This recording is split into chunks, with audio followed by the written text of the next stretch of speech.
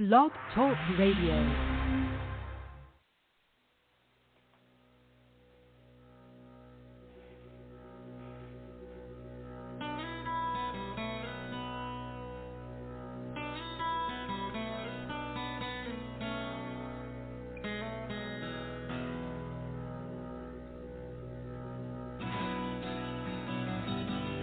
Welcome to T2R Radio. We are pleased to bring you interviews with people in the entertainment and music industry, discussions and recaps of the 4 remaining daytime soaps. That's The Bold and the Beautiful, The Young and the Restless, General Hospital, and Days of Our Lives, as well as various other shows. For upcoming and previous shows, check T2Radio.com. That's with the number 2. And you can find us on Blog Talk Radio, iHeartRadio, iTunes, and other streaming apps. Follow us on social media at T2 Radio, and thanks for listening. Hey, good evening, everybody. This is David, your fill-in host for T2 Radio, filling in for Pam. And tonight, I have Vinny. Good evening, everybody. I'm back. And I have Candace. Candace, is that you, dear? It's us. Hello, everybody. And we're waiting on Anthony. I know he said he'd be here, but maybe he's held up and couldn't come. Maybe he's running late or something. I hope he's okay. Well, it's been a busy soap week, news-wise, with the soaps, so we can start off. Yeah, with the news. Do you want to go to the memorial, Candace? I know you will. We can start with that. We can start with that. So it is I have the unfortunate responsibility of doing this. Earlier this past weekend, actually it was Saturday when I found out, a former K2 guest, and so, look, she was our soap princess from All My Children. Esther Tell Bronte had passed away at age 51. Now, this was confirmed by her publicist, Lisa, shout out to Lisa, and also her goddaughter as well as a classmate of hers. The way that I found out, I'll be honest, because a lot of people was questioning me, I belong to one of the soap groups that does international soaps. And so she was on a soap opera in South Africa for many years. And they were the ones who first reported. Obviously, us in the States, we didn't receive word until maybe late Sunday, maybe like early Sunday morning for most. So we do not know. Right now, the LAPD department is saying there's an investigation. That's all we know. That's all we can say. However, I have to do this because this kind of also connected me in a sense when I talk about this. To the outlets out there, the news media outlets like Deadline, TMZ, and so forth. Okay, on Saturday, making sure I do this timeline right. On Sunday, yesterday, TMZ had posted about Esther's passing away. However, they used the wrong photo. They used the picture of soap actress Lauren B. Martin. And it wasn't just one site. It wasn't 2 sites. It was actually 6 websites that did it. Mm-hmm. After many of us went on social media to tell them to take down the photo, they did. However, they also put a picture of Esther alongside Amelia Marshall. So a lot of people was confused as to who, because, again, if you did not watch All My Children, you didn't know who she was. Lauren B. Martin did post a statement, which is on her website, and also if you go to various sites, it's been reposted. And I have to agree with this because having her picture posted and an announcement of somebody's passing. Not taking away from Esther, but also, can you imagine the people, the families who do not really have social media or has, somebody say, hey, such and such passed away, oh, my God, and show just a briefing of the picture, and they think it's you. Not only your family, your friends, your colleagues, your coworkers, it climaxes to a certain level. So I'm going to say this. To the outlets out there, whether you're so pressed or you're not so pressed, it's not hard to go online to find a picture of somebody that looks like, literally, okay? Because, the ongoing joke is about Kim Whitney and Jackie Harry, right? They look alike, but they're not the same person. So it's like, again, to the outlets, just do your job, because a small mistake is a big mistake. And that big mistake does affect those who's on the cover and behind the cover, if that makes sense. So please be mindful. So shout out to Lauren B. Martin for doing that. But again, our thoughts and condolences goes out to the family, friends, and colleagues of Esther. She was so funny on that show. Like, I reposted the link and everything, and it is. And the irony is, a couple of days ago, Soap Opera Digest did release an interview, but that was probably done a couple of weeks ago and whatnot. But again, we do not know the cause of death, but let's be mindful and keep, respect the family's privacy. That helps too. Yeah. Yeah, it does. I can't imagine. Sounds like a little bit of, I don't know, was it careless reporting? No, it was just laziness. I'll just be honest. I'll say it was laziness. They just went ahead and probably put in, type in something and saw the first thing that popped up. But it didn't. See, this is what kind of takes me off. I'll be honest, because it did obviously affected me, because these two actresses that was in the articles are connected to me via, not only friendship, but also forever and a day. It's one thing to do, like, one mistake. Like, you know what I'm saying? Like, one mistake, you take it down. But you also should apologize, release a statement, and apologize to Lauren B. Martin and her family and friends who, again, for the mistake. But then again, you go ahead and you release a picture. Again, you have the correct person, but again, a lot of people do not know who she is. You know what I'm saying? Like, if I didn't know you, Vinny, and I didn't know you, David, and everything, they was like such and such, such, I'd be like, oh my God, but I would not know who it was, because I don't, you know what I'm saying? So to me, you can find one single picture, and trust and believe, folks, plenty of us on social media were sending single photos of Esther instead of Esther and this person, because, again, it also kind of affected Amelia Marshall a little bit, but luckily, not as bad. But still, it's one of those things. Is like, okay, you just type somebody's name up and just, copy, paste, instead of thinking like, oh, shoot, it's two people. Should we go ahead and be like, Esther was on the left and, soap act alongside, soap actress Amelia Marshall, or, again, and then obviously you took that picture down and then you post a picture that we submitted, online. But again, you did not apologize. And I think that's the thing that everybody is kind of saying. It's like, okay, media, you guys effed up.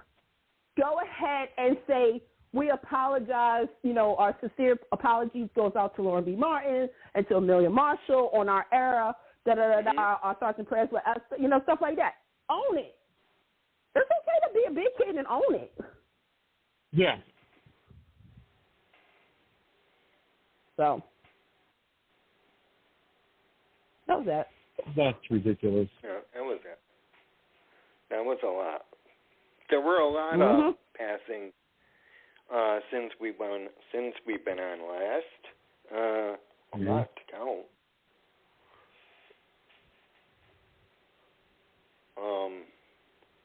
I didn't get a chance to put them down.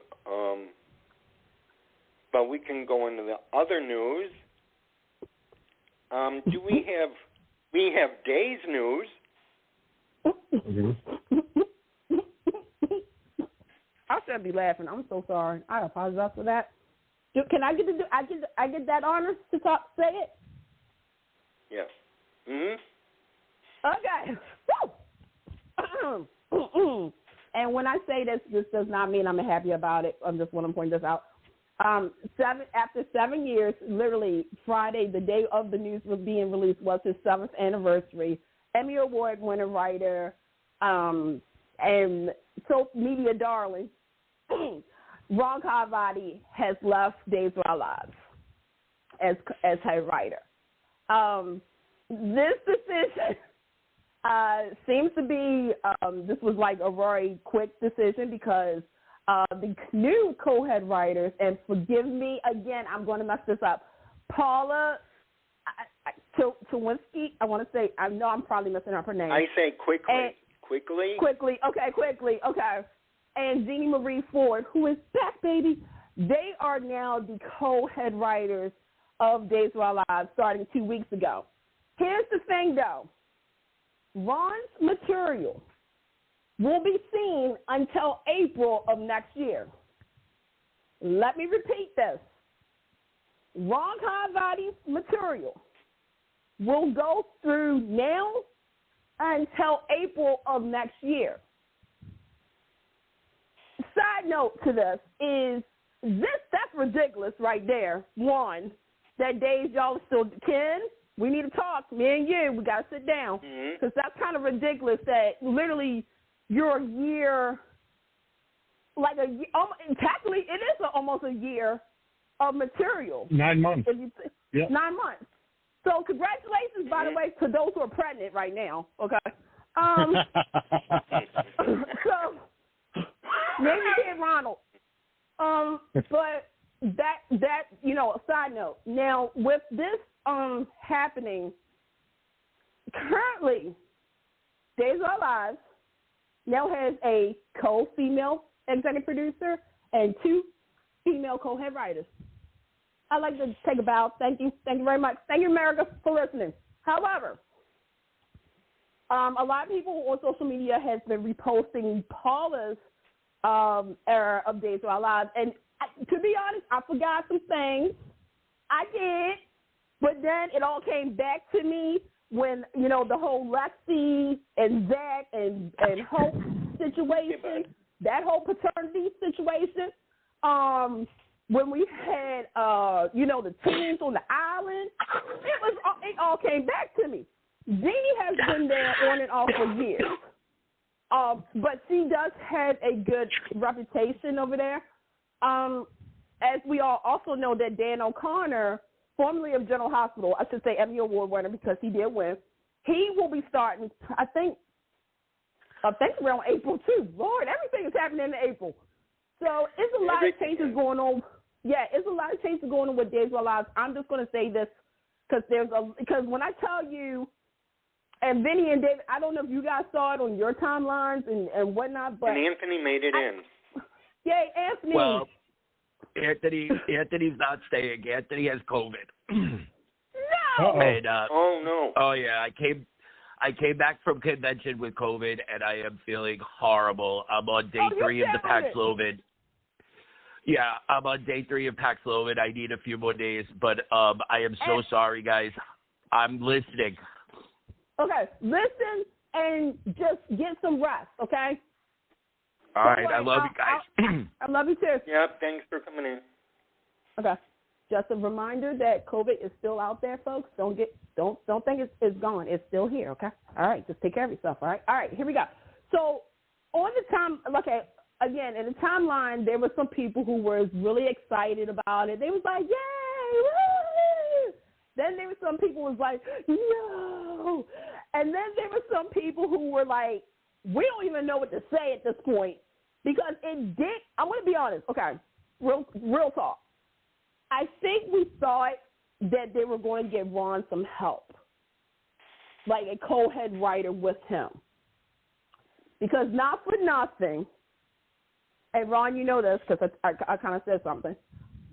Some of the storylines have clicked, and some of them have not clicked. But I want to say this: not all of it was Ron Carvati's fault, like everybody was saying on social media. He's not in charge of casting. That's a Ken Corday Sony thing. He's not in. Oh, go ahead.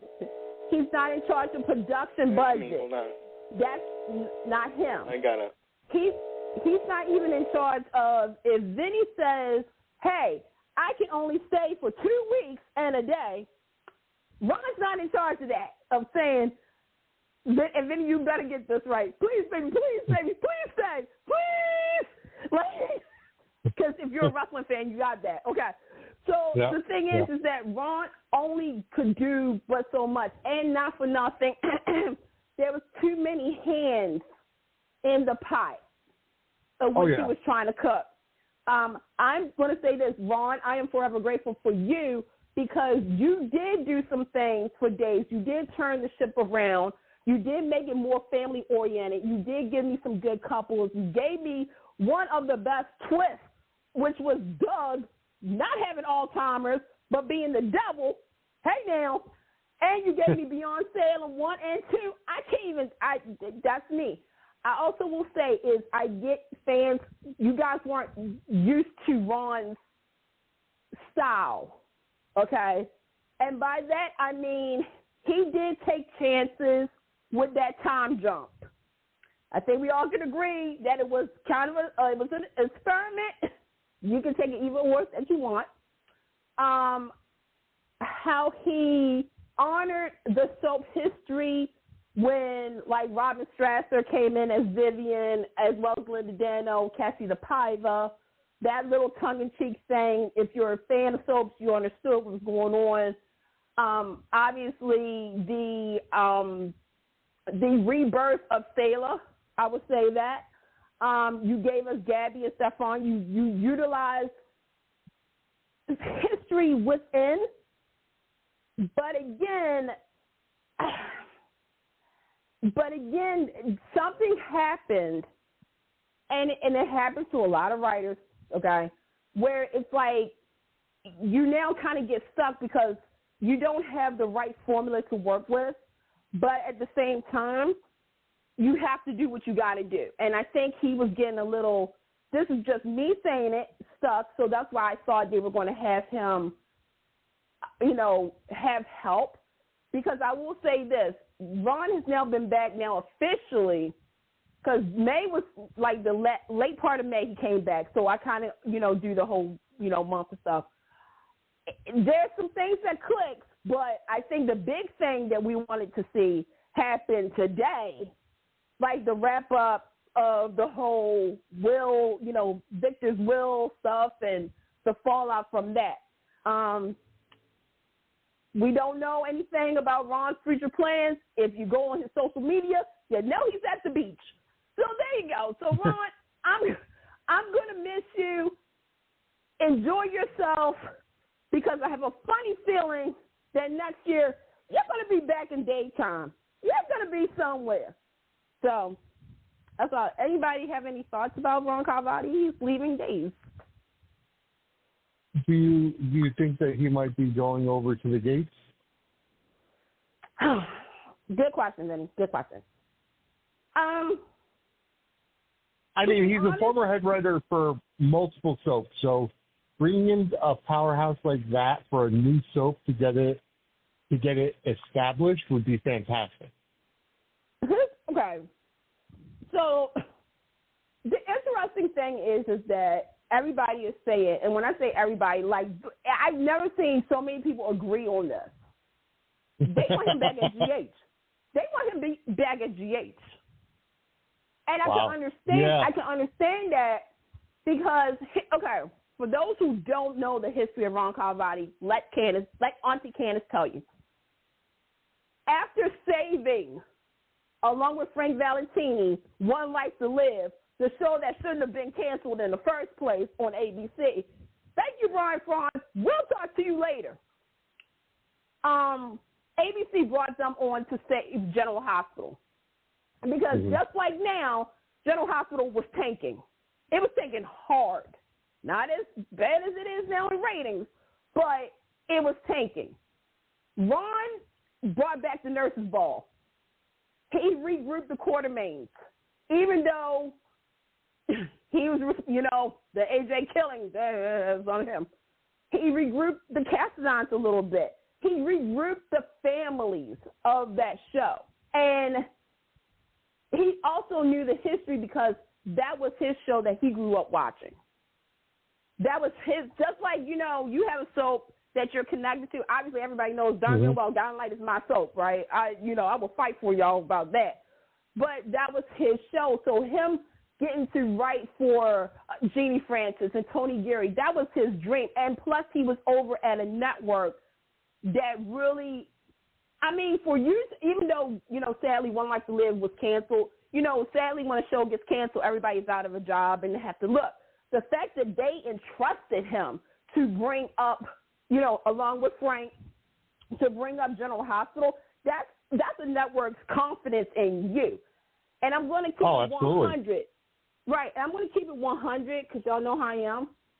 I don't think he had that at Days of Our Lives. I really don't. I think,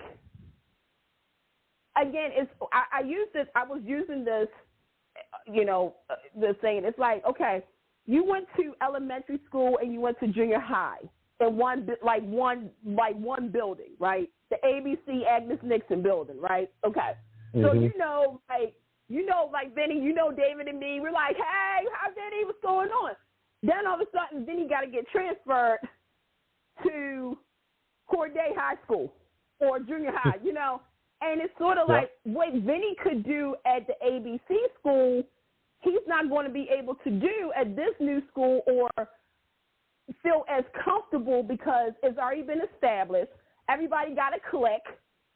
There's, there's this boss on top of a boss, and there's people who's like, okay, we heard about you. Like, let's see if all the things are true.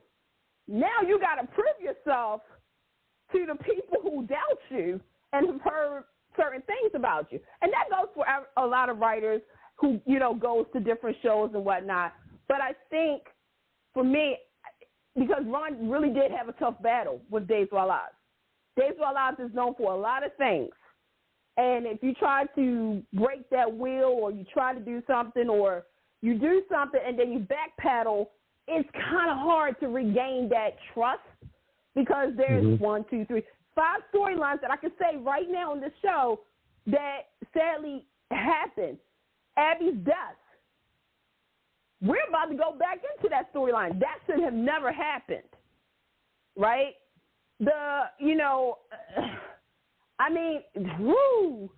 Jack with amnesia, Lord Jesus, should not have happened. And then obviously everybody jumped on him about Bo and Hope. And if it wasn't for Jamie Giddens, everybody would have still felt a certain type of way about Ron. So, like I said, to Ron, you did your thing at Days. If I see you at Port Charles, I'm not going to be mad.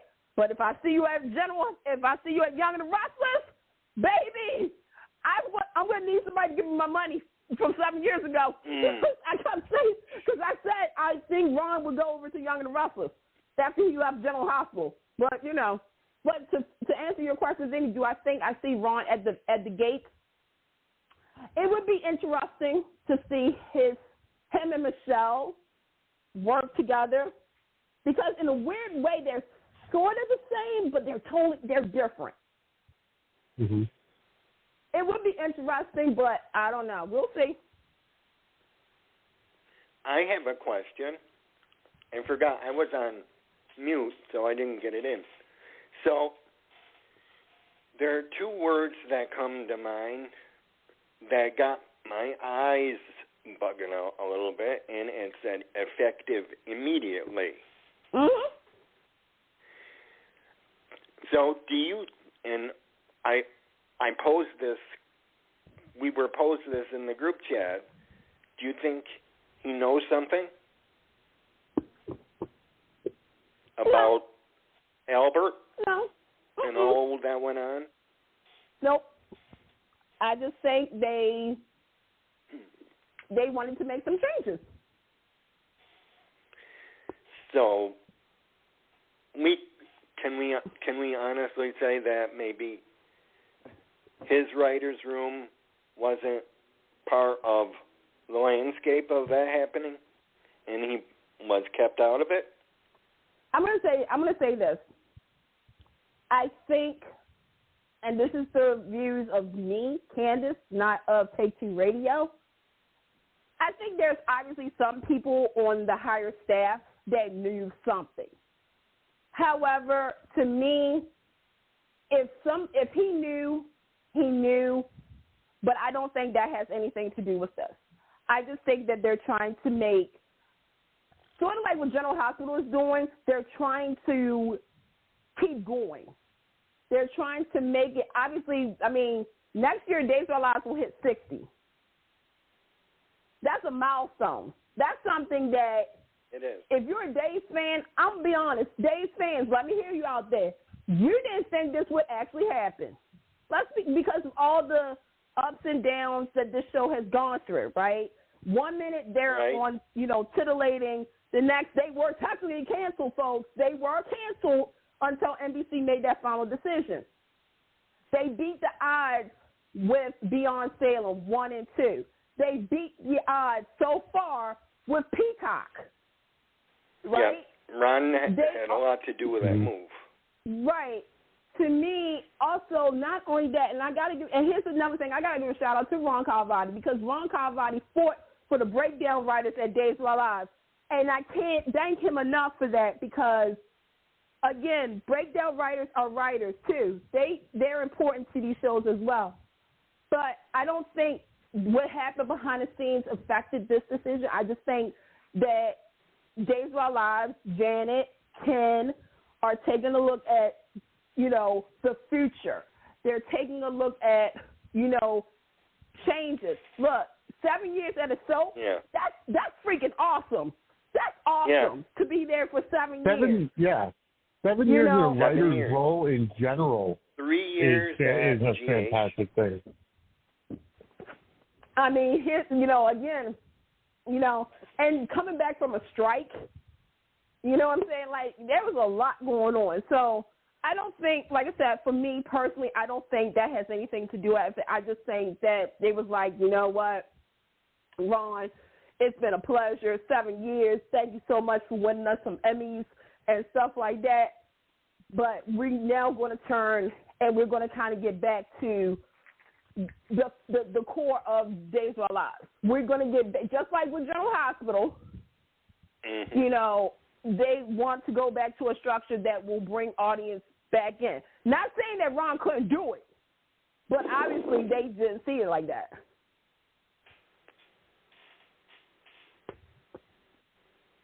Yeah.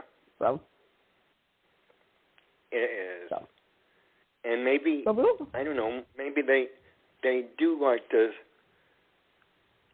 circulate the writers around and give them everybody their due. I mean, look at Dan and Chris, what they did there. They had to go. I mean, their contract was up. Okay. I'm going to say this because obviously, they brought back two people who do know the history of Days of Our Lives, right? Okay. You have Paula. You have Jeannie. Okay. Not for nothing, I'm still kind of like wishing that Ron Kwan and Jamie also got a little turn to be a co-head writers too. But I do appreciate the fact. Yeah, they're still there. Okay. But I do kind of wish because you don't hear that. From them. Oh no, you still hear from them. And that's not okay. I'm glad. Okay, real quick because I know we got to get to our recap. And that's something else that I need to address. We, Vinny, me, Anthony, Pam, you, David. I'm going to say this. Vinny, do you know everybody on the writing team of these shows or no? No. No, I don't. Okay, so I'm gonna put you into section B for a minute. We know who the top dogs are at these shows. Obviously, at Days of Our Lives is Ken Corday. Over at Young and the Restless is Steve Kent, Josh Griffin. At General Hospital, it is Frank and Jason Varney and ABC. You see how I did that, right? And then at Bold and Beautiful, I mean, should we even say it's freaking Brad Bell, okay, and the Bell family? But that's what most people know, right? And if you didn't know about Varney and ABC, well, now you do. But then there's the whole, okay, who's this Ryan Cron? Who is this, Tika Bell. Hey, girl.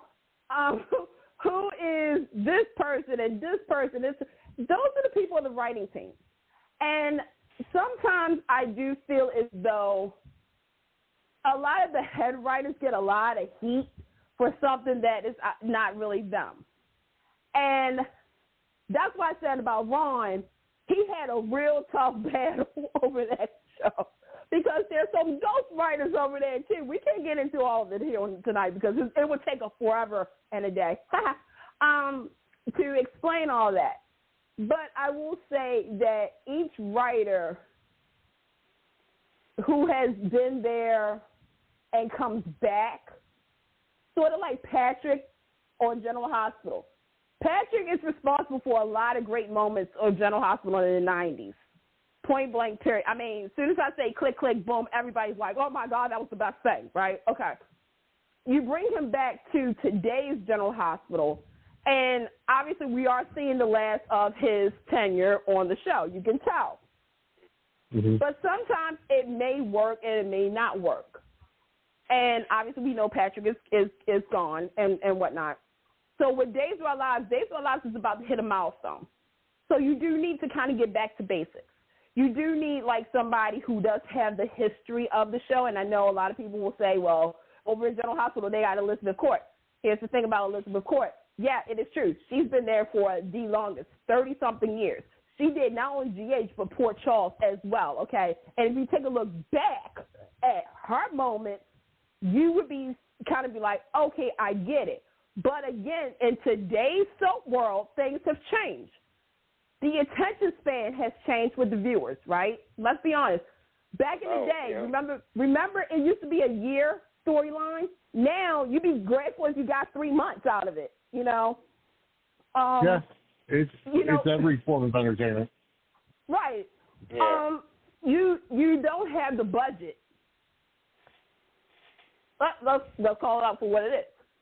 Some of these shows, General Hospital, you know what, Frank? Keep doing you, bro, because you got it. But I can see you about to go over budget, but you're doing good. But some of these shows, you take a look at how some of these shows are right now versus 5 years ago versus 10 years ago. Obviously, that plays a part. Again, you had a plethora of talent on the show. You didn't have, Vinny, I'm going to use you again. The role of Kaskun Kalu, I don't know, I just made a name, right? Because Vinny's scheduling, because he has a primetime show, is going to interfere with his schedule at the soap.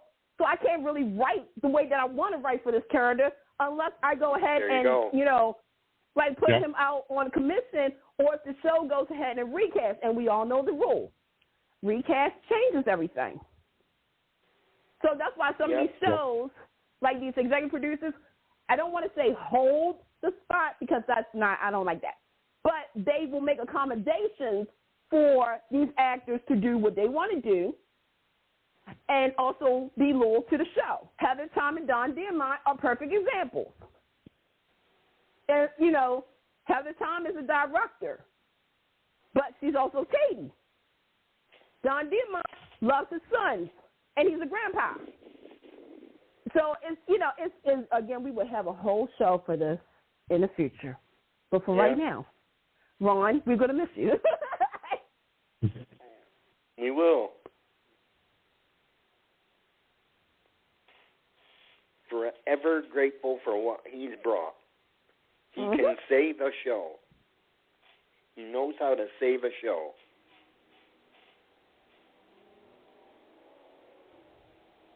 And he brought the first threesome in soap history. Well, there's a debate about that. There's a debate. That's a strong debate. Because some fans will remember Mickey, Maggie, and Bonnie. I do. Well, that was way before my time. Right. Oh, trust me, Benny. I'm just going to do it just to put it in your head. Judy Evans, John Ingle, Suzanne Rogers.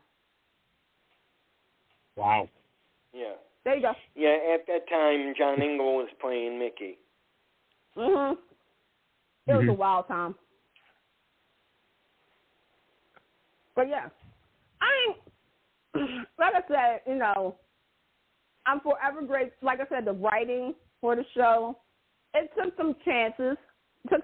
From under Ron. Ron made the show campy, which, you know, some people did not like, some people did. That's all I can say, you know. So, yeah. So, all right.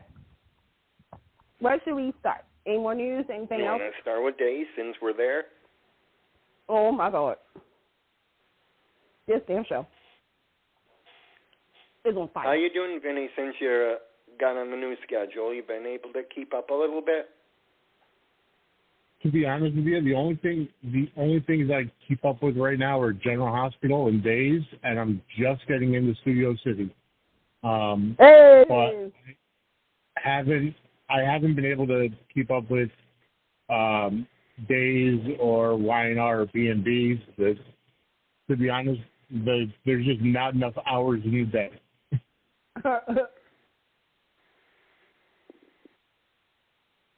But I'll definitely listen and keep up, and you know, I mean, I read the recaps and stuff, but I just don't have the time to watch the shows.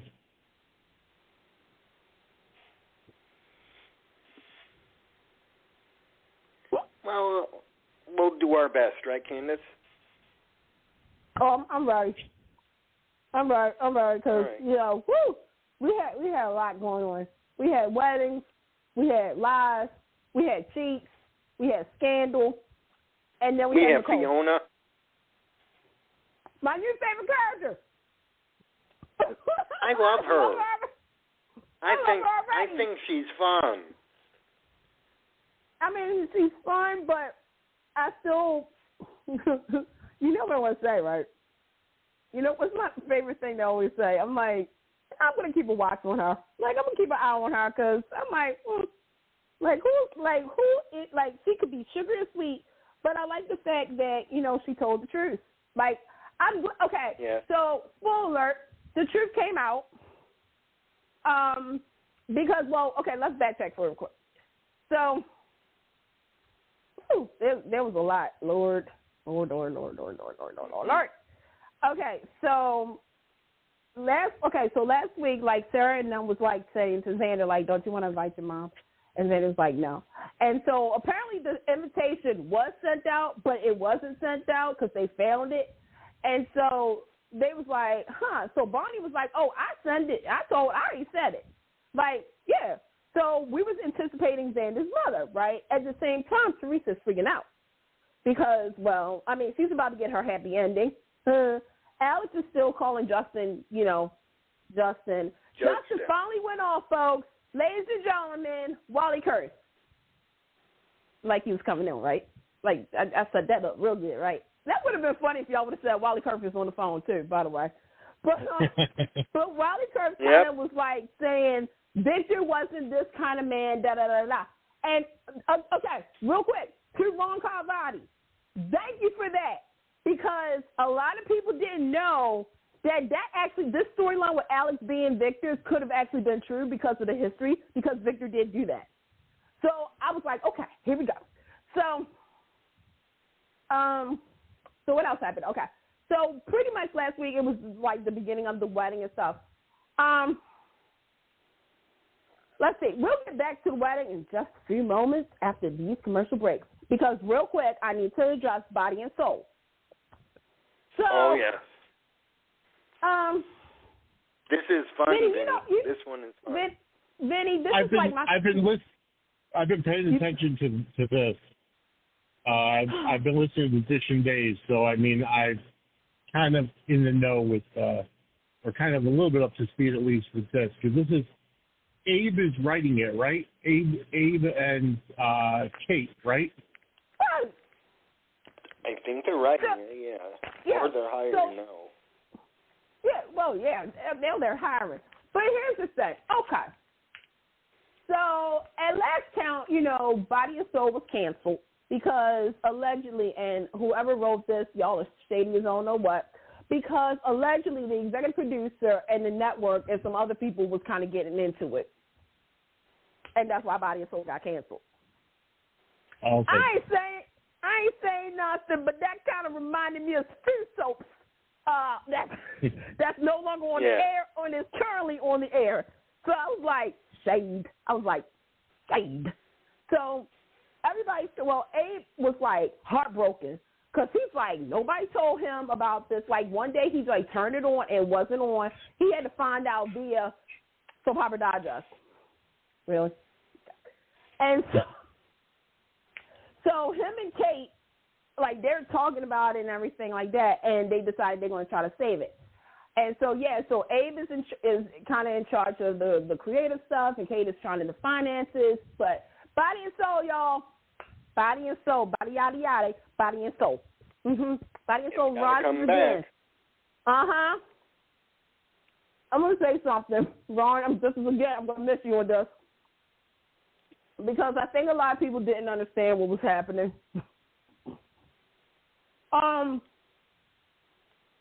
I get Abe, for the most part, when he had his memory loss, he was watching the show.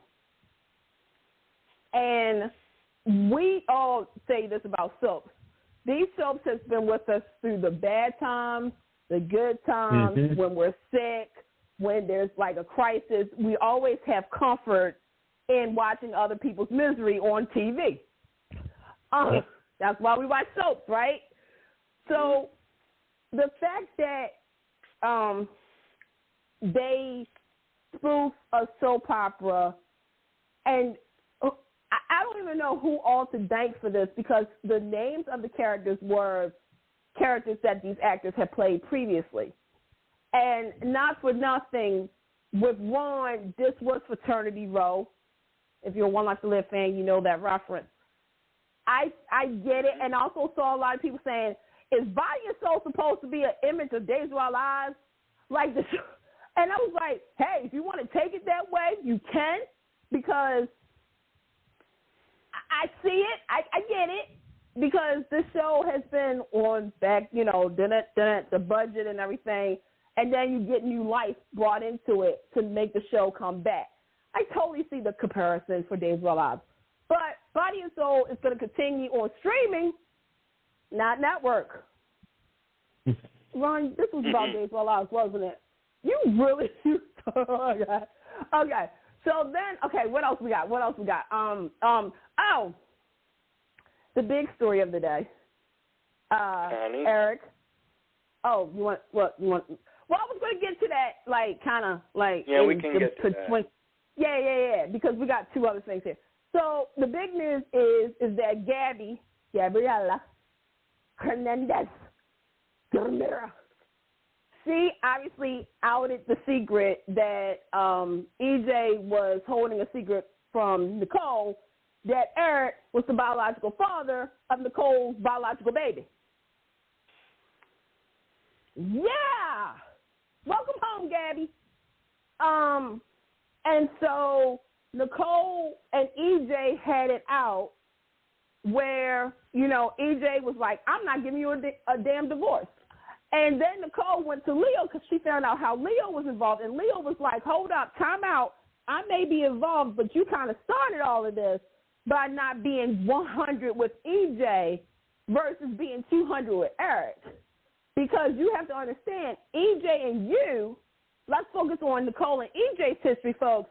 EJ has lost more than he has gained. By that, he's lost Nicole a few times. He's now Now, the reasonably, he loves Nicole, you guys. He loves Nicole. And Nicole does love EJ, but between him and Eric, it's different. However, with Nicole and EJ, they lost 3 kids, 3 babies. So we've all said this. It's like, and Leo said it. Imagine if you found out something that could really change your life, but at the same time, you're still going to be the loser. And Nicole had to have a come to soap Jesus moment and was like, oh, my God. And so Eric knows that the baby is his because he was on his way to Paris, but now he's staying because he, the baby and stuff like that. And so Brady and him, had a, good, uncle moment and stuff like that. And it was really sweet. It was really nice. David, what are your thoughts real quick on that? I feel bad for EJ. I know he's... Yeah. I do. I mean, I think I'm with some of your girls at Soap Party. I think they're with me on this. I thought I heard it. But, yeah, I mean, he sort of feels played.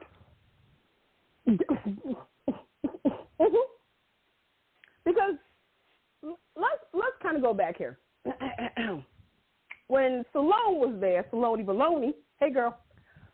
When Eric and Salone was together, Nicole felt as though she had to prove to herself that she can have somebody else too. And if you can't have Eric, it's sad to say that you go to the next pick, which is EJ. But EJ doesn't know that. And from jump, I remember me saying, Nicole, you need to tell the truth when it all comes out because you're giving EJ false hope right now. You over there, la-di-da-di-da-di about Eric. Yes, you do love EJ, but the only reason you're with EJ is because Eric was with somebody else. It's like, come on now, and every time you get drunk, you're kissing on Eric, and EJ sees this, and you still aren't truthful for him. And now for nothing, again, from jump, I know that the show was trying to make EJ the bad person, but when you reel it back in, you got to look at Nicole. We got to look at Nicole. You all trying to get EJ into trouble, and in fact, okay, let's think about why EJ doing A, B, C, D, F, G. What did you do, Nicole? And when Leo was saying that, I applauded. I was like, thank you. Oh, yeah, he gave her the what for. He never knew. So we got that. Okay. We also got a stabbing to report. We found out that Lee Sin, y'all know Lee. The person who did it was Connie. Yup, Connie. And not for nothing, Connie also stabbed Rafe in the park. Yeah. On a nice day outside. It was a beautiful day. I had clam chowder from Brady's Pub, and he got stabbed. So now Rafe is critical. I don't know, y'all. I don't know if he's gonna make it. I don't know. He has to make it. Sometimes Soap Jesus comes down and takes. Soap Jesus comes sometimes, and he takes away the good ones. Yeah. Detective Nathan from Port Charles. I'm sorry, I get emotional talking about it, but okay. What are your thoughts about Connie? Vinny, do you know who Connie? You know Connie, right? You know Connie, right? Connie. I only know of what I've heard from different podcasts, but I know that she's a newer character. I know that she just came on not too long ago. But that's really all I know. I do know that she admitted that she stabbed Lee, and that she had to dust up with Rafe. Outside of that, I don't know too much about it. There's not much. Mm-mm. She was just upset that Lee didn't give her the time of day. Mhm. That's why she killed him. Mhm. And now she's fantasizing about him. Yeah, she's on cuckoo for Cocoa Puff. I guess so. Which is my type of character, but I'm going to need a little bit more explanation on this. Okay. Yeah. So, meanwhile, while Rafe is, in critical condition, his girlfriend / partner, Jade, she got a little, okay. So, work with me on this, y'all. Everett, Bob. Okay, Ever Bob. That's what I'm going to call him, Ever Bob. So, So, Everett and Stephanie are done. Kaput. Patui. Okay?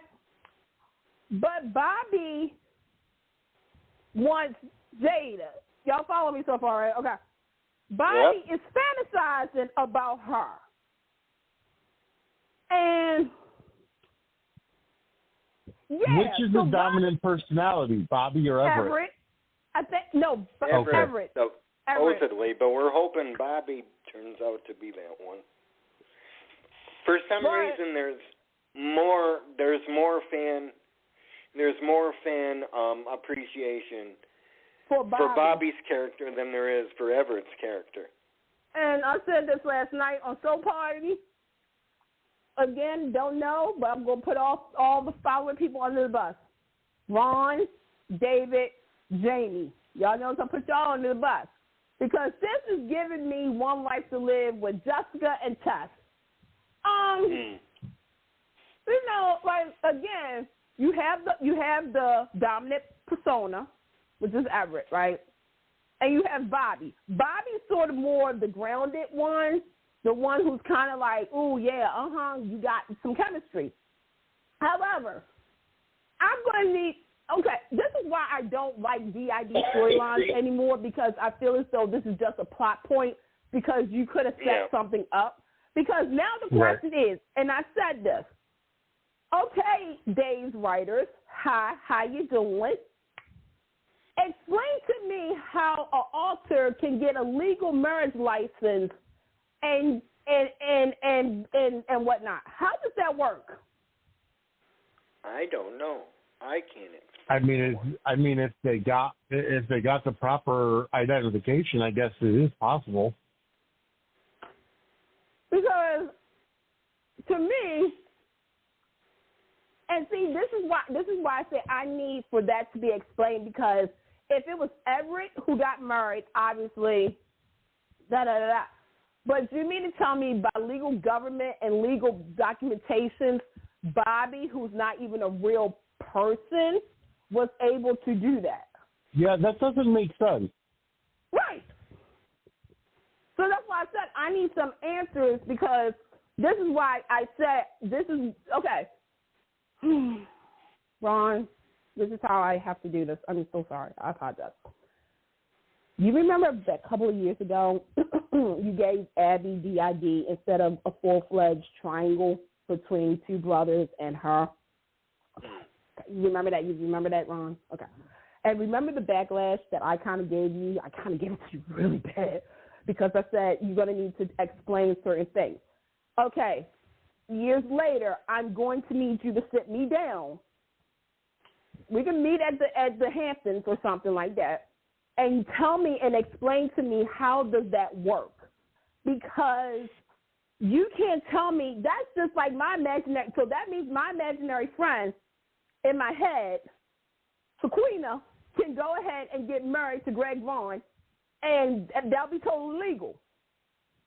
Don't you need a couple of things for that to be real?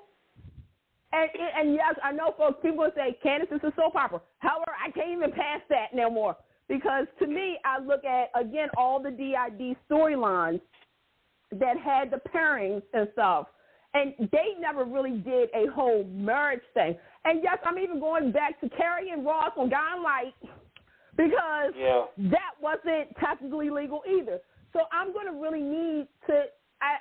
I'm going to need for this to be an undid, an undid storyline. So we always thought he was just a player and faking. No, I just thought he was lying. He was making stuff up to get away with it. And see, I'm going to be honest. That would actually be the twist. Is that he's so good that he's faking it, that people believe it, but he's really not. He really doesn't have DID. That would be that or he's just a long lost twin. Because I'm like really sitting here. I was really thinking about this like over the weekend because I think about soaps all the weekends, right? Okay, it's sort of okay. It's like Liam on Bone and Beautiful. He's one way with Steffi, right?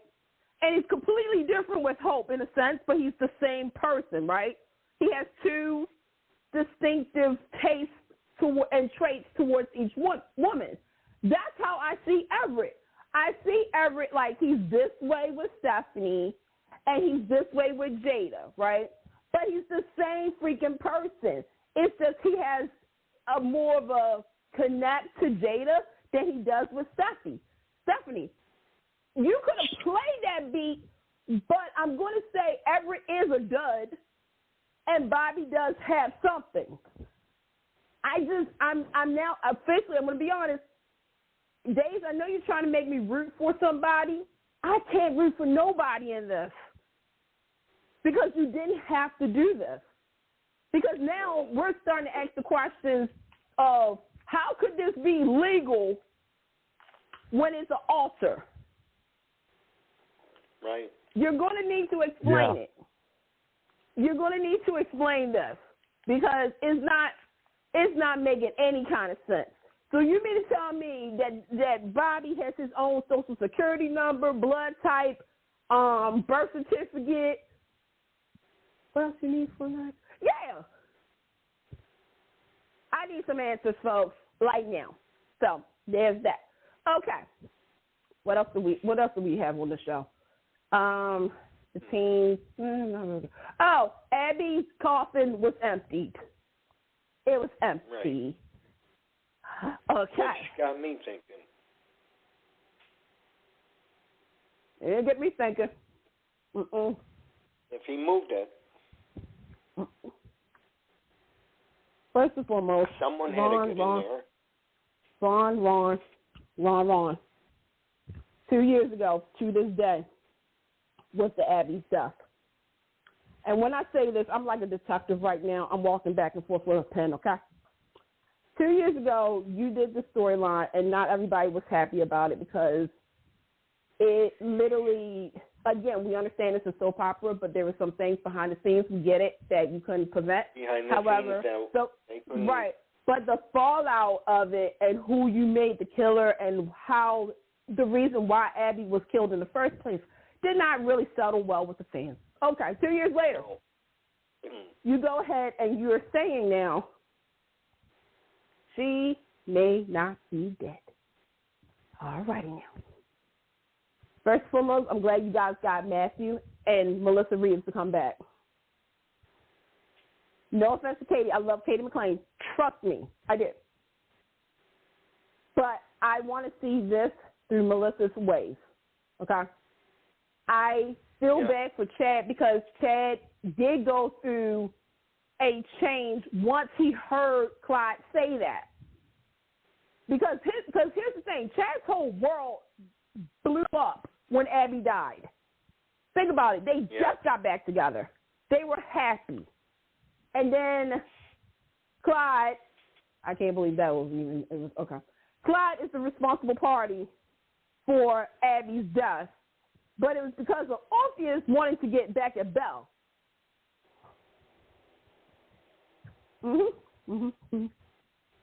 So now the coffin is empty. We don't know where Abby is. Is she somewhere? There's a woman with blonde hair. There you go. Is she or isn't she? Find out. I don't know. I don't think so. I don't know. I have that feeling in the back of my head. I don't think so. It's always best to go with your first gut feeling. I don't think it is.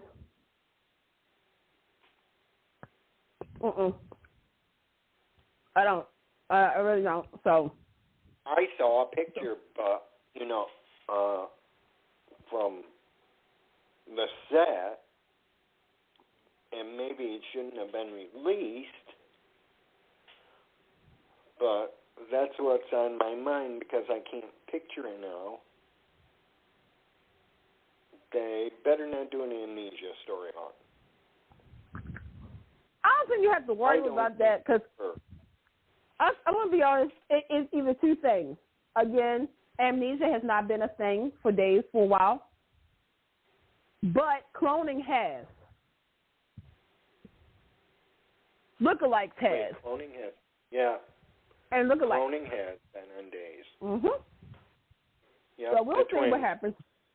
Yeah, so we'll see what happens. Okay, so for the main event, I forgot.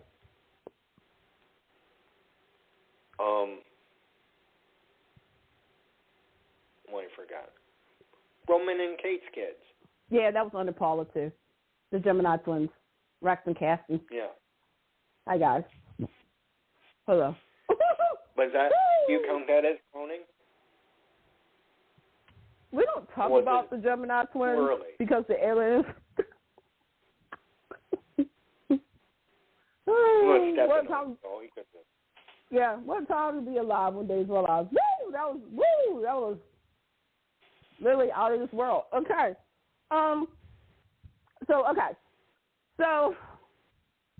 that's the main event. Okay. So Xander introduced his mama to Victoria, which is the baby, right?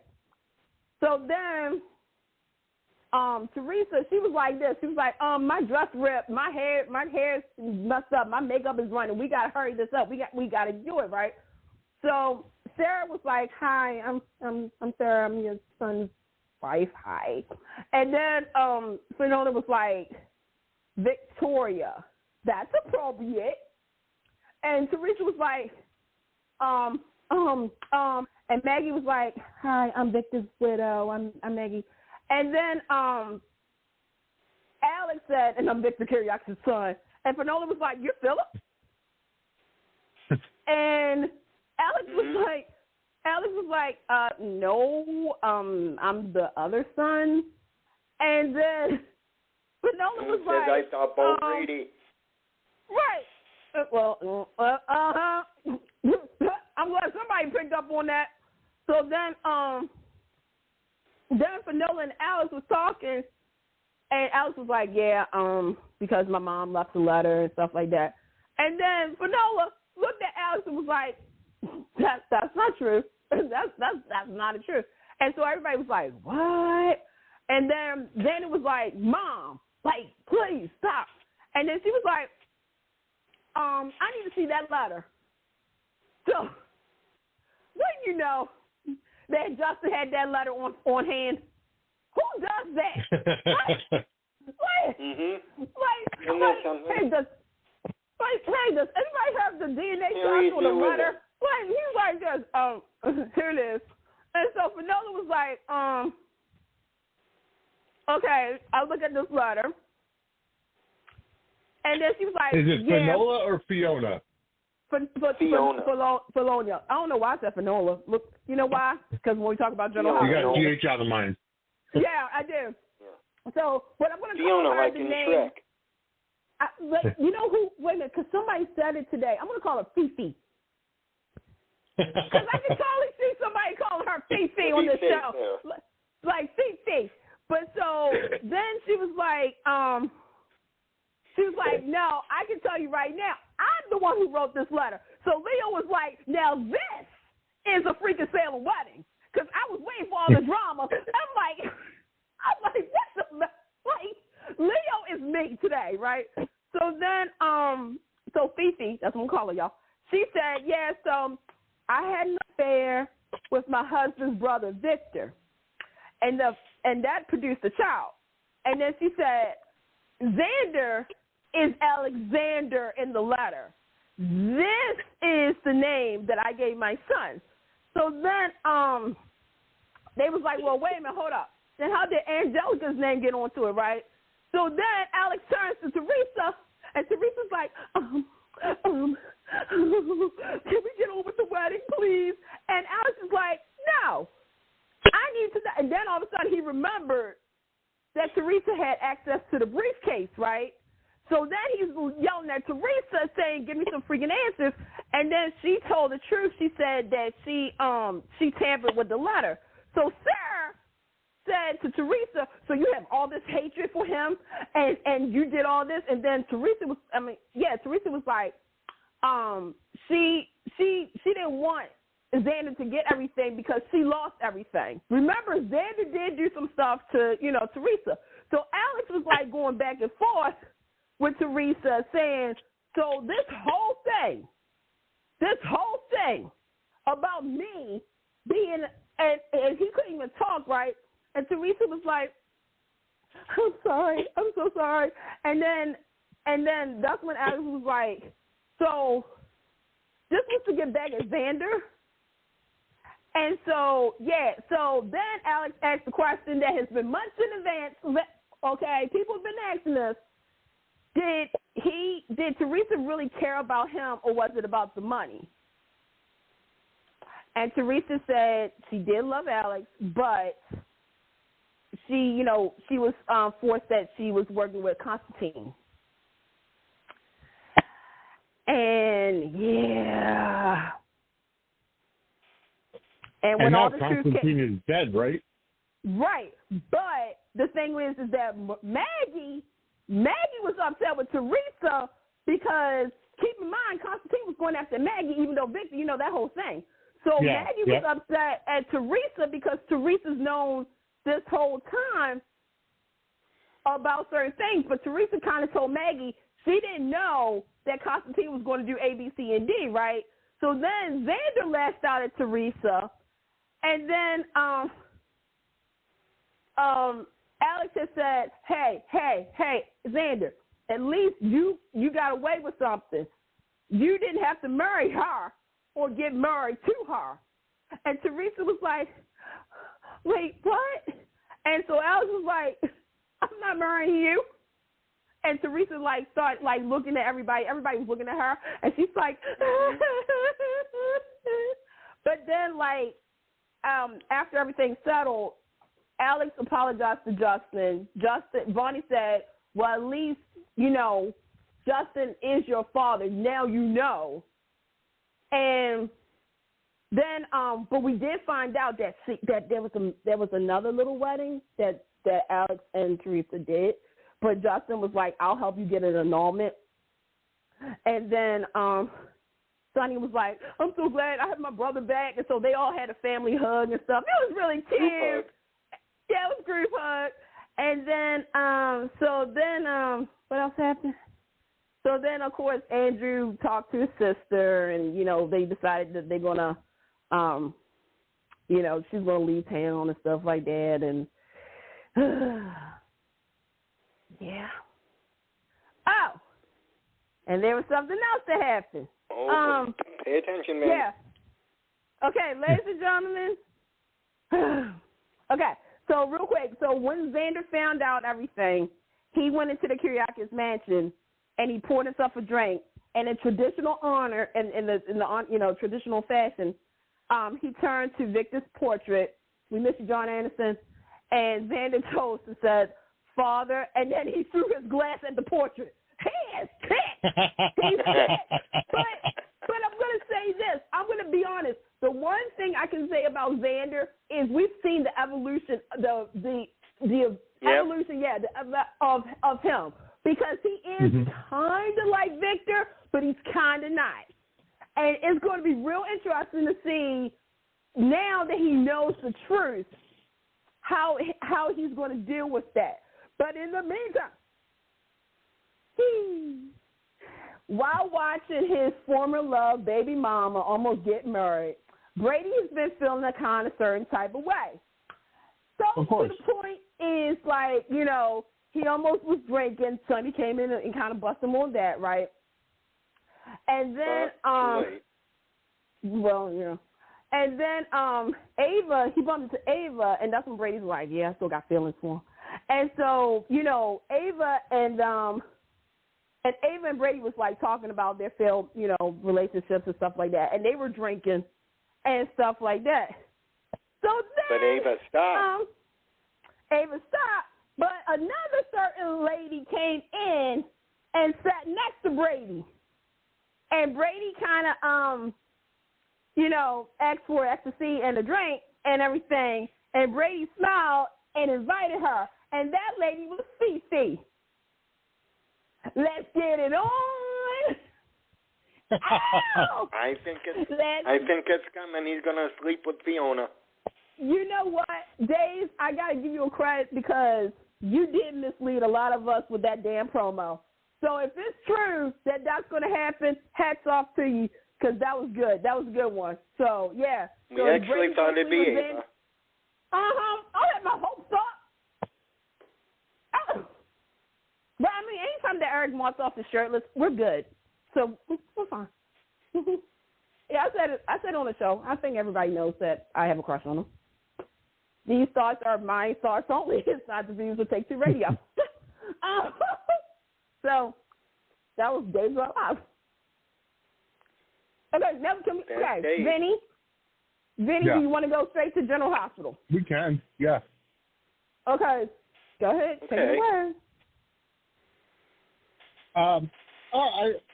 To be honest with you, I got to say that I feel like I'm in the minority of actually enjoying everything that's going on in General Hospital right now. Like, I believe.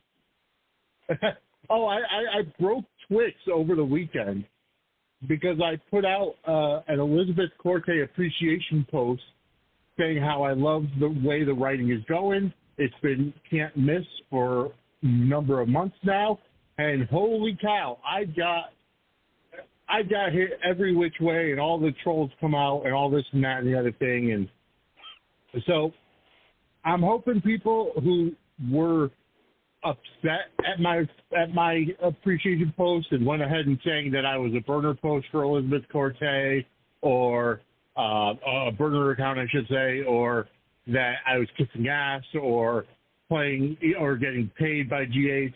I hope they all tune into Studs News later on tonight and listen to my opinions on the soap. But the fact of the matter is, I'm enjoying just about everything that's going on in GH right now.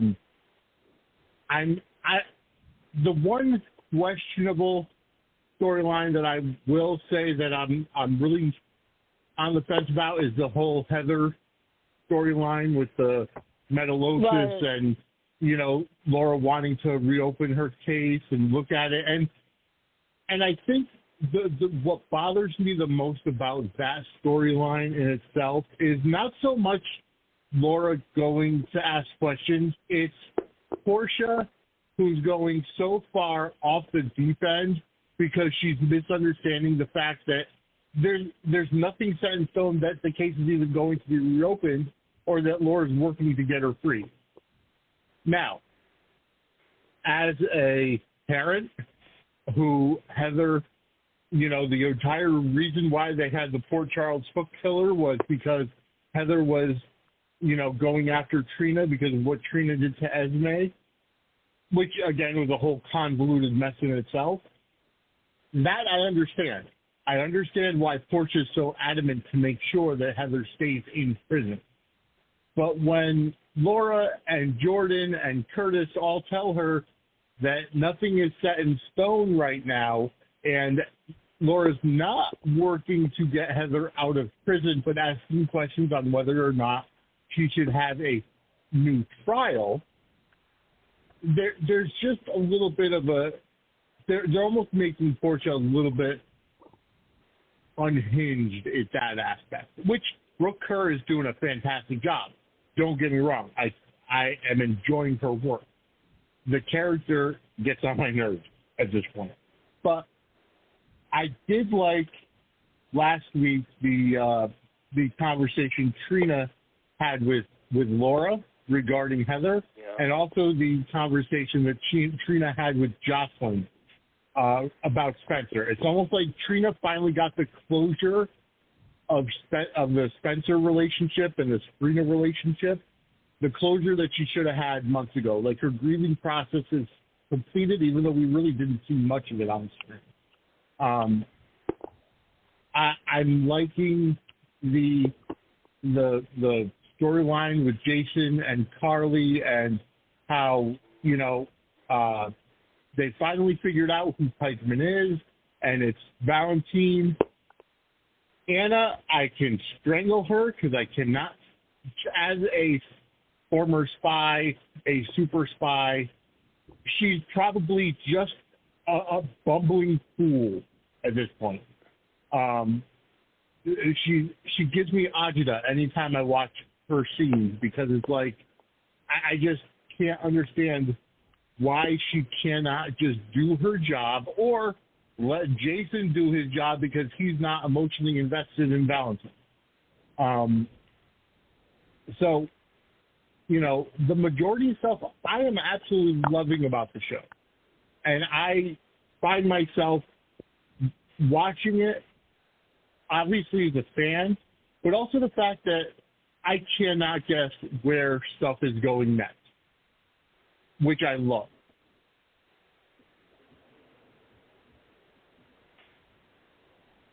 I like that, Vinny. So, anybody else wants to weigh in?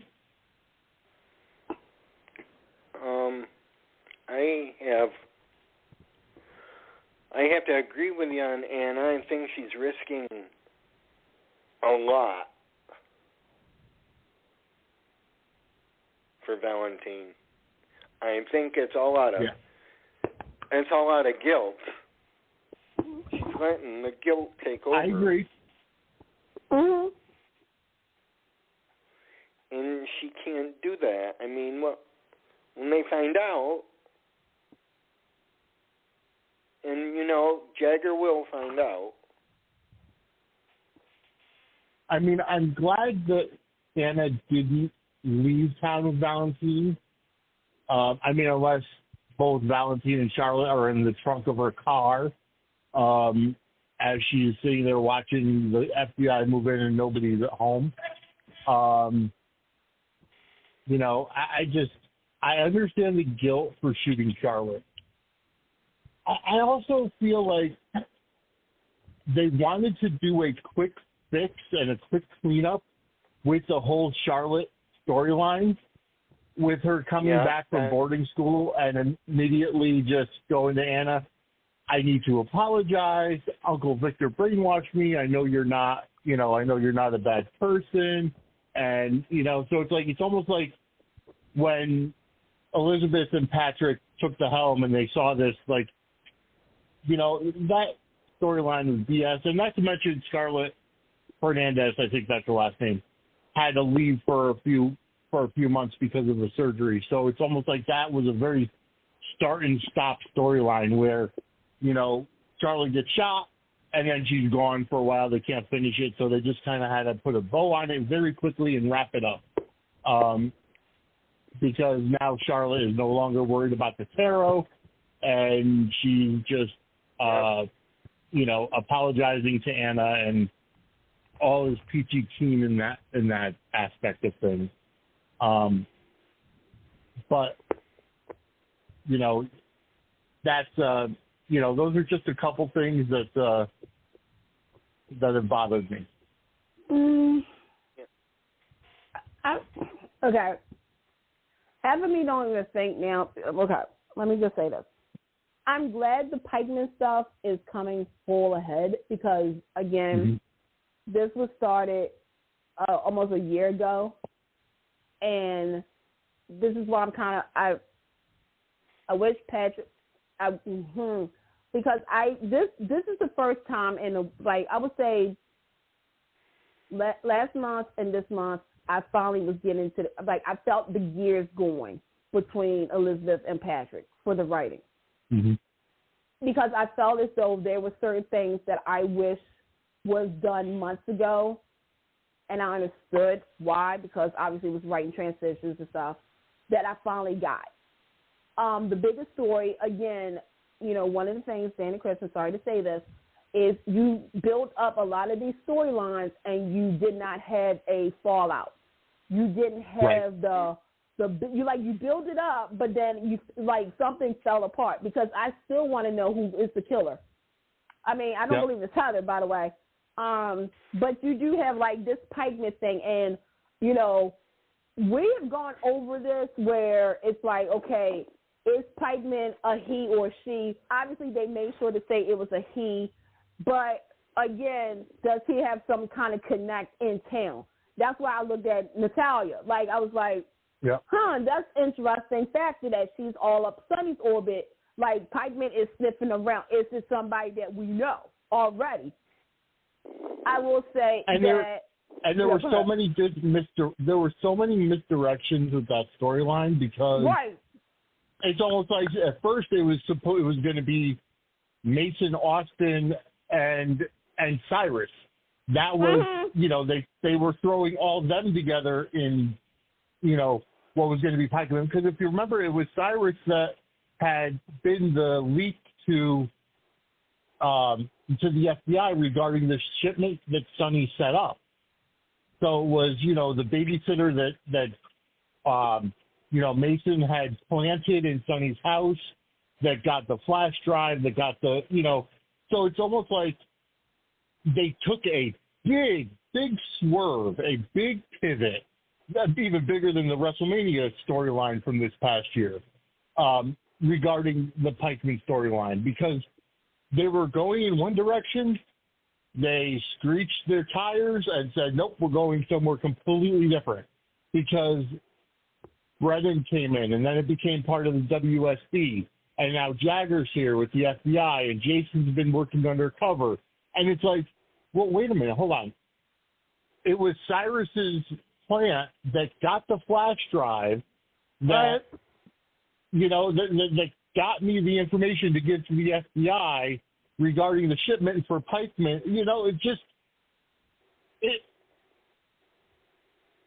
It would take a rocket scientist to find out how you got from one place to the other.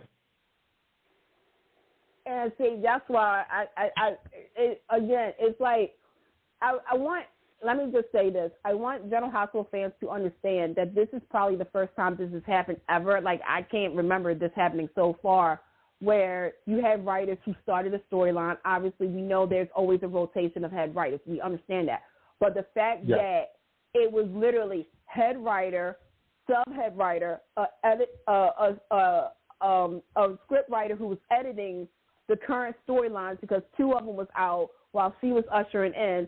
Then you had Patrick and her having to clean up Dan and Chris's stuff to kind of make kind of sense, on top of making sense, including Steve Burton's return storyline, including kind of finishing up certain storylines like Marshall and Cyrus and I don't want to say the stories that didn't matter, but the lukewarm stories and everything. Then you had to go ahead and you had to do the build-up. Again, who is Natalia? Who is Blaze?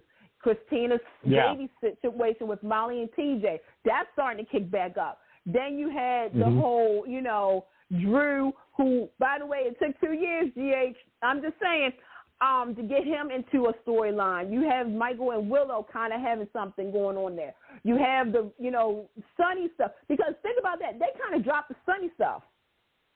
Yeah. They kind of it's one of those things where, again, to my knowledge, and I'm trying to really think here, we have never been through this before. Again, we've seen writers transitions. We have, but not as much as GH this year, because, my God. But the thing is you're absolutely right, because, and what frustrates me the most is, and maybe Dan and Chris had an end game, but normally when you write a storyline or a story, because it's the same thing in wrestling and the same thing anywhere else, you write from the end backwards.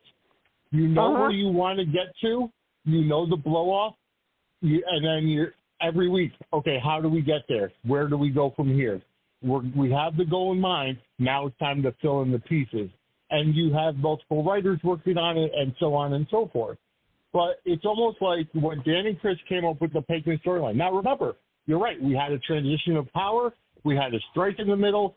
So 2 strikes, you had the writer's strike and you had the producer's strike. But, so it's almost like there was just no end game. They said, okay, well, we're going to come up with this entity. We're going to put Sonny in peril with the FBI, throw this together, but there was no end game on where it was supposed to head to. Unless it changed. I mean, the sad part is we do know, this was kind of confirmed a little bit, that the original story for Jason was not good. It wasn't. So Elizabeth had to, again, because the D-Day was coming for him to start, filming and stuff, and Steve Burton even said it, they had to edit certain things. And again, one of the things that always frustrates me is when a writer is getting ready to leave, it's so many open-end storylines, but at the same time, when you were writing it, it still didn't connect. Because I still want to know who Mason and Austin's boss was, who was a female. The killer, the hook killer was originally a guy. We all saw it. Whatever happened to, so who's stalking Anna? Did we forget that? Exactly. Like, wasn't he the one that was killed and Brennan was going after him? Yeah, Forsythe. Oh, Forsythe, yeah. But see, I also thought it was Charlotte. Right, and then we got to talk about the Victor stuff, the mind controlling stuff, and then it's like it was so much going on that again, it's like, okay, I have to give credit where credit. Like again, Elizabeth did what she had to do for the Jason stuff, right? Okay, Patrick had to. Again, I always say this: Elizabeth and Patrick had to move into a place that was still messy from the previous tenants. They had to clean up and make it spick and span before they could move their stuff into the building. But sadly, Patrick didn't even get all the stuff off the U-Haul. So, we're here and whatnot. And yes, again, let me say it for the people in the back, there's contract negotiations happening with all these shows. So that's why I like the writing for Ava. Maybe it's because again, I don't even know what they're doing with Ava. And that's my girl. I honestly think she's on her way out.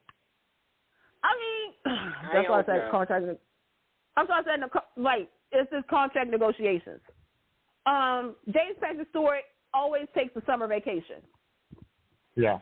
But at the same time, you have these open, you wrap that up. You kind of wrap that up. Do I think he is the person that they?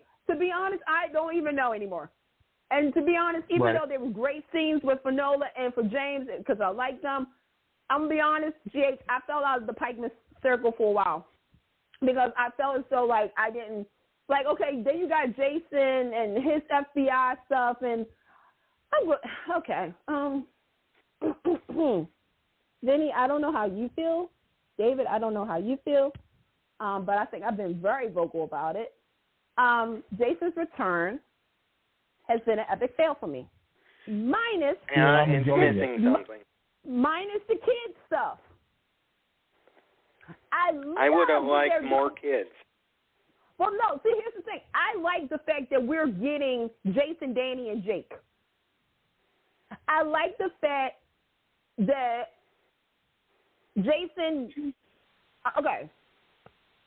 The one thing that I've always said about Jason is, why does he have to sacrifice his life for others? And by that, I mean, okay, let's go back to his quote-unquote firstborn, which is Michael. Michael is not his biological child, but that is his child. You see what I'm saying? That's his boy. Yep. Michael feels comfortable around him. Okay, let's go to the firstborn. I mean, okay, wait, before Jake, the fact that he was going to act as the father to Sam's baby when the baby was really Sonny's. Right? Okay. Yep. Then we have Jake. Elizabeth, Jason, and Lucky made a decision that had some consequences. Sorry, folks, it did. Then you have Danny, right? Okay. For those people in the back, let me help you out with this. Jake should have some kind of resentment to Jason in a way because, one, he wasn't there. Jake doesn't know the whys of why the decision of Jason not being really in his life happened. He doesn't know. When Jake died, y'all remember that. Then when Jake was alive, Jason was dead. That's a soap opera right there. They never, and other people have raised Jake. So Jason missed out on a lot of Jake's life, okay? Some of it obviously was not on his own merit. With Danny, sorry, folks, Danny has the most with Jason because Jason actually lived with Danny and Sam. However, Danny doesn't know Jason. So you got two boys who do not know their father the way that we all do. You also had to have Danny was an infant when Jason was originally killed by Duke or Faison. Yeah. And that's why I said, like, you know, the one thing that I kept saying about this return is, for me, I wanted to see how he dealt with his boys. Because his boys aren't babies anymore. They're old enough to understand the consequences of Sam, Elizabeth, and Jason's decisions regarding all of this. And guess what? I got it. Him, like Danny trying to form a relationship. Jake feeling a certain type of way. Jason kind of reminded me of Alan Quartermain. Because Danny is the AJ and Jake is the Jason Quartermain. Think about that. That was deep, right? That was a deep one, right? But when I saw this week when Jason was going to drop, you know, when Elizabeth was saying, you know, Jake, you know, going to art school, but I don't have enough money, and the tuition and stuff like that. When Jason came over, I was like, this is going to be the make or break. Because to me, it's like, first and foremost, Jake is trying to connect to Jason. And we've seen it. But this was the big one because, again, sometimes money isn't going to always buy everything. And I know some people was like saying, well, if I was Jake, I would have took the money. But, again, you have to earn that instead of just giving it to somebody. I like what Jason said. He said, if I had to do it again, you know, and Jason chose his words very carefully because he could have said, if I wasn't doing this for A, B, C, and D. No, you can't say that to your child because that means that you chose to do that. So you mean to tell me because of your loyalty to Carly, A, B, C, D, F, G, you didn't stand there for Jake when he first, rode his bike. You chose to do this. Now, all of a sudden, because of the guilt that you feel, you now want to be a father. That's how that could have came out. But when he kind of was saying it, and he was very careful about it, and he was like saying, I'm not really good at this, but I'm proud of you. And, don't let my mistakes, my failures be the reason you don't do this. I stood up and applauded. I was like, yes! I was like, yes! That's what I wanted to hear him say. Because of, sorry, Jason, you've had failures in your life. But your children shouldn't have to pay for that. They really shouldn't. I love Elizabeth not saying nothing. Because because Jake needed to make that decision for himself. He's old enough. Yep. He's grown. So, and I like how Elizabeth kind of deferred to Jake whether he wanted to take the money or not. And I know that's kind of a polarizing topic because I know there have been some people saying, "Oh no, why? The mother's the one paying for schooling. She should have just had every right to say yes and not give it the chance to the child." But here's the thing: And Candace, you hit on a great point that money doesn't buy love, money doesn't make things right. But when you're in a position like Jason's in, that's all he can give at this point. Yes, time spent, but why force Jake to stay in Port Charles to stay close to Jason to spend time with him when he wants to go to Spain for art school? So, okay, go follow your dream. I'm going to foot the bill because, you know what, I've amassed, I have enough money. Your mother's done so much for you already. This is my way of giving to you what I never took advantage of for me. And, and to make your life better. So I really, really love that aspect of things.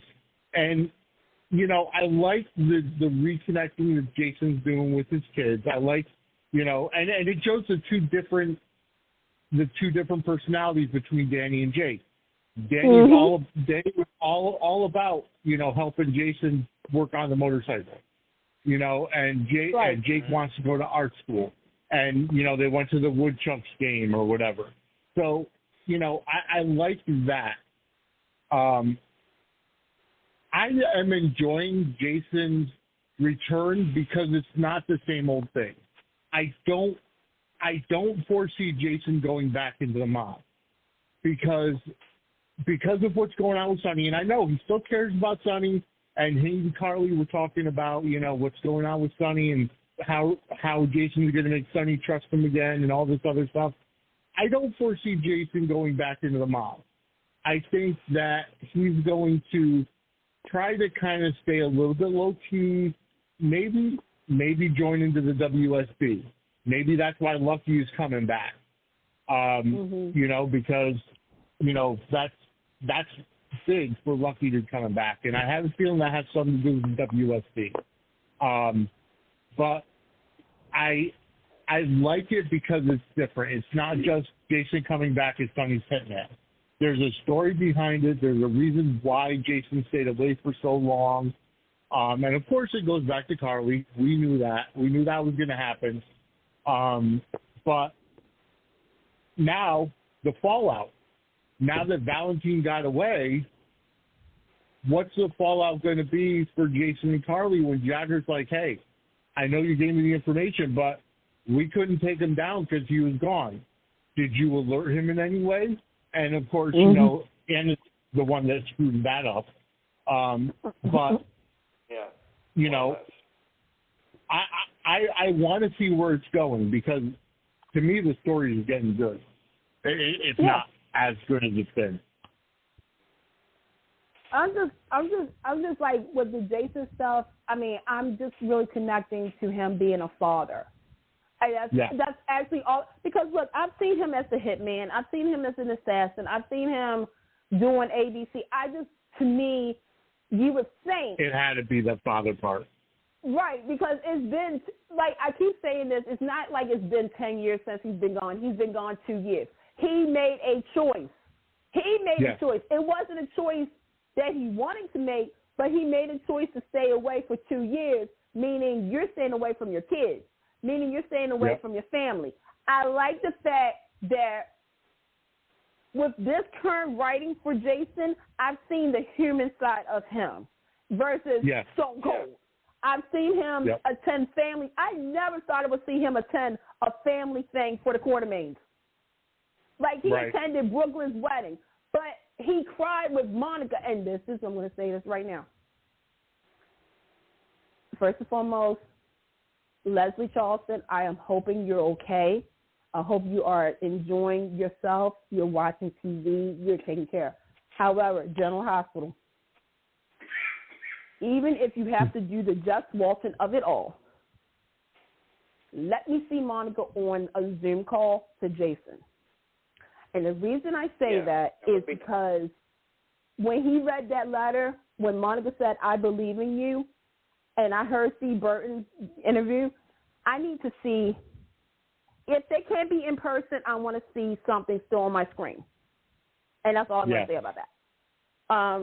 Okay. It's almost time for us to, let's see. What's the other big story? I mean, real quick, Lulu. So, oh Lord, Lulu is still in a coma. The way that they act like on General Hospital, you thought she died because they made sure to keep her face covered. They put yeah. They put the blanket a little way too far over. Hold up. Did anybody else do the whole like Law and Order thing? You know, like when Law and Order show you the dead body and they cover up and they do the flashes and stuff. I'm like, seriously? So Dante and Laura was talking about Rocco and saying that maybe, you know, they have to have Rocco make a decision if he wants to see her or not. What do you guys thoughts about this?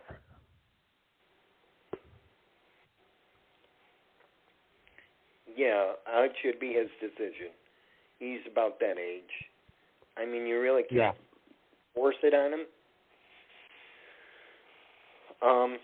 If he's comfortable with it, you gotta ask him if he's comfortable with it, and you can say okay,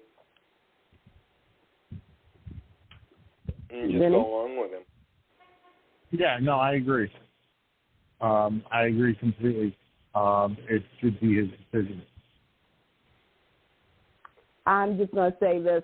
This reminds me of Luke, Lucky, and Nicholas with Lulu when Laura was in a coma. Because, and I get it because Charlotte has seen Lulu, but Valentina was with her. And so with Rocco, he may not want to, but I thought that was a really good scene of having it where he has to, if he wants to, you know, not want to see her in that current state, hey, that's fine, because a lot of kids don't want that, don't want to see their parent or, you know, some like have that lasting memory impression of them. So that's going to be interesting to see what they're going to do in the future, if they're going to wake Lulu up or we're going to go another 4 years. Okay. So we got to get going because we got a short time. All right, so let's go over to the Young and the Russells because I have some things to say. Adam and Chelsea had sex in Baltimore. No, Vinny, not near me. They're dealing with the outcome of guilt because Sally is like, oh, Adam, I love you. And Billy is like, hey, Chelsea, you know, what's going on? So Chelsea is kind of overriding with guilt, like she almost snitched on herself. But at the same time, Connor is doing good. He's actually fine. He's okay. He's okay for right now. But, again, they keep both, Adam and Chelsea, keep thinking about that one night in Baltimore because it was big fun in Baltimore, apparently. And so on that note, big fun, like really big fun.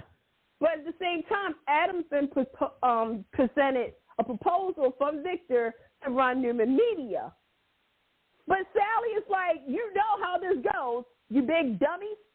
So what are your thoughts about that? Adam, Chelsea, and Adam going back to work for Victor. Big dummy. Well, that little scene shouldn't have happened. What thing? I don't think it's not Adam and Chelsea. Because you want to know why? Why? Because well, I think Mark said it in his interview with that, and he doesn't agree with it. He didn't. He says that Nick is more of the cheater than he is. Mm-hmm. So I think it's a little out of the ordinary that something like that could have happened. But I would have preferred if Adam, you know, said stand down or. I don't think that. I mean, why complicate it? It was already complicated enough trying to get back with Sally. You don't want to escalate things anymore.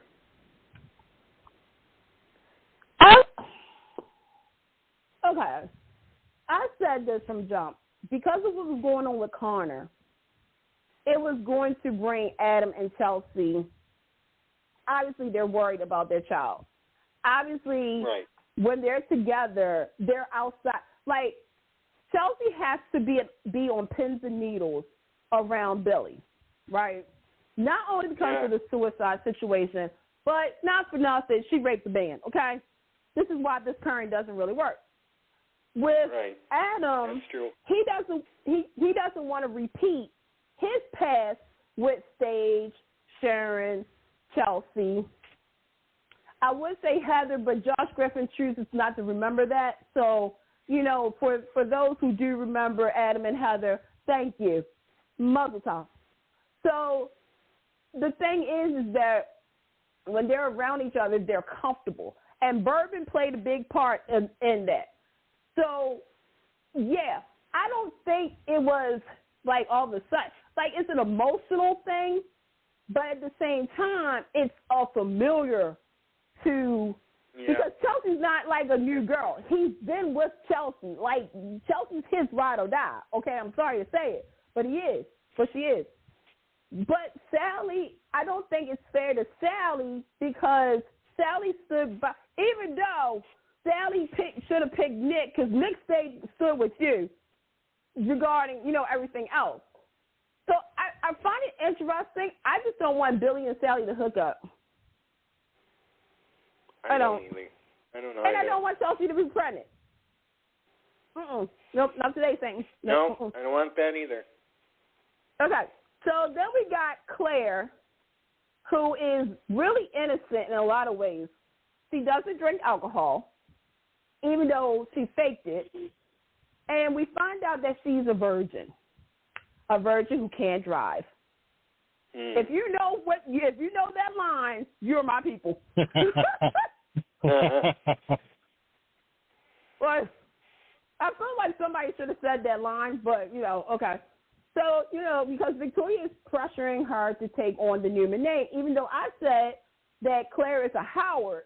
So should she try to take Howard as her last name? But Newman has more of a thing.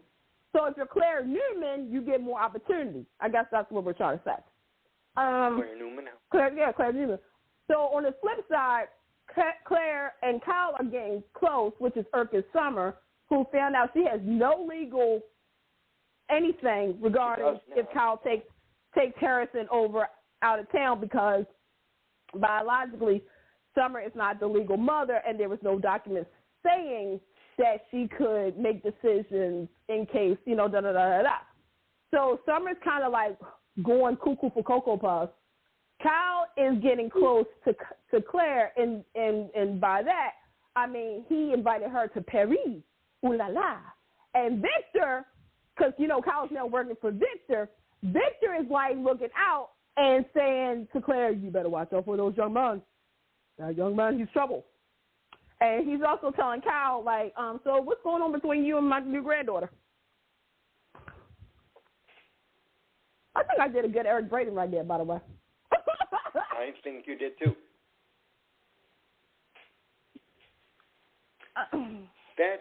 It's a little troubling. I don't think Victor trusts anybody. Duh. All right? So Kyle's just especially a with tool. the last name Abbott. Yeah. Kyle's just a tool. Audra's just a tool.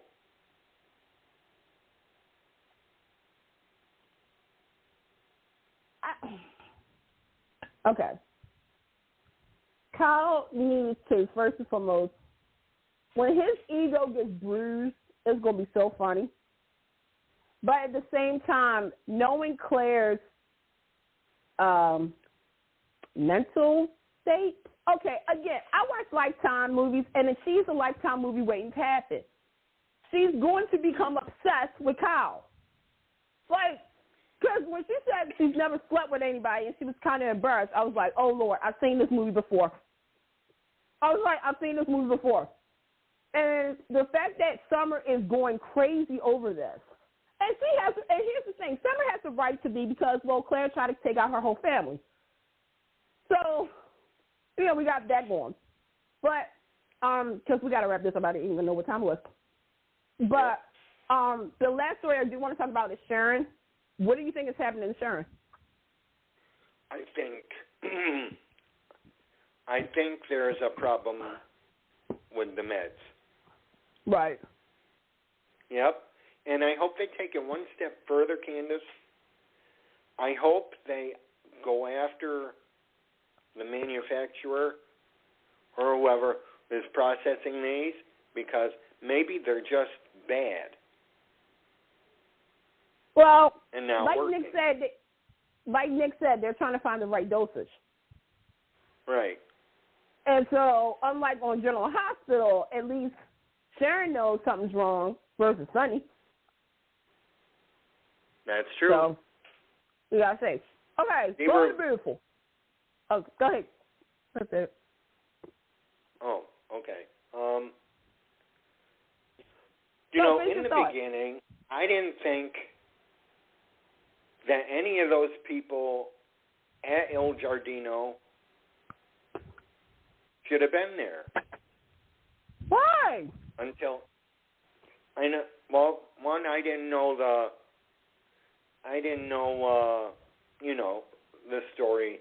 Why? I mean, my first clue. I think they're pointing it at Lee, but I think it's Jack. Well, Lee is like contract, I said. So I think Naomi's on contract. Yeah. Well, sometimes you don't. Look, here's the deal. Sometimes a killer can be contract, non-contract, recurring, okay? As a detective on this case, I've now self-appointed myself to this case. Again, watch Instagram. My first, obviously, the number one suspect was Sheila because, well, it's Sheila. But in this situation, she may have had issues with Tom, but she's trying to show that she changed. Okay. Obviously, the next one is Poppy Cakes. That's what I call her. Whatever. She has a secret to keep because Tom said, "I'm Luna's daddy." Okay. Poppy is enjoying her new life as Bill's baby mama, and she's rich. Well, she's not rich, but But her and Katie kind of beefing right now. Okay.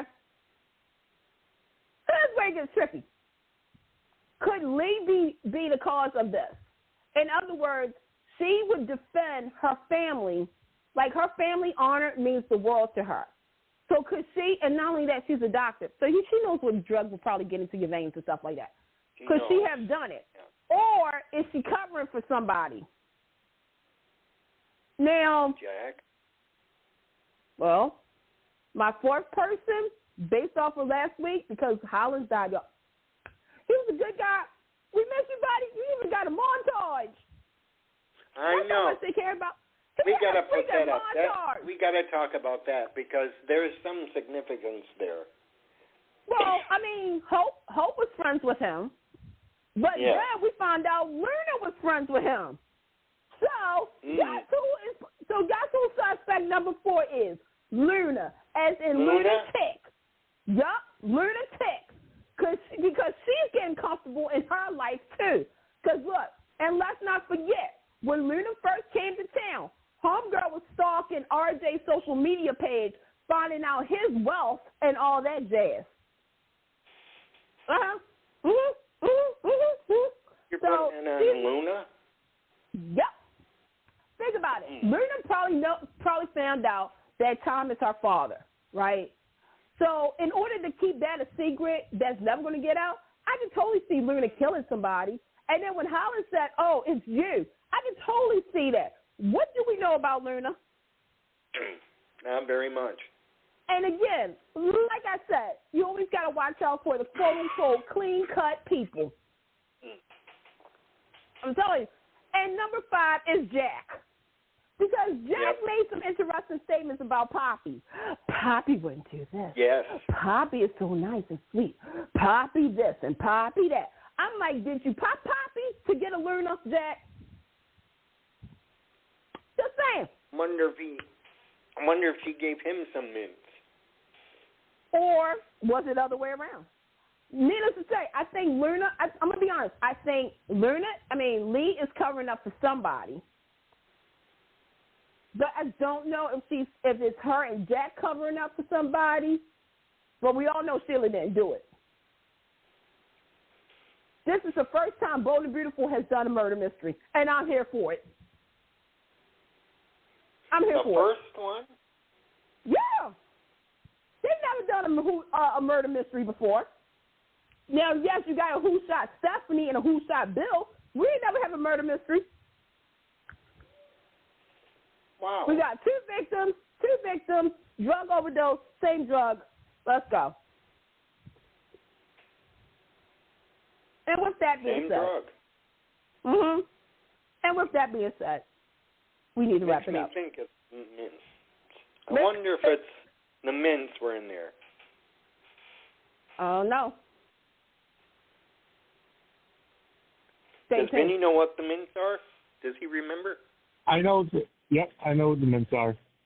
I was watching pretty much up until then. I'm telling you, something's up at that place.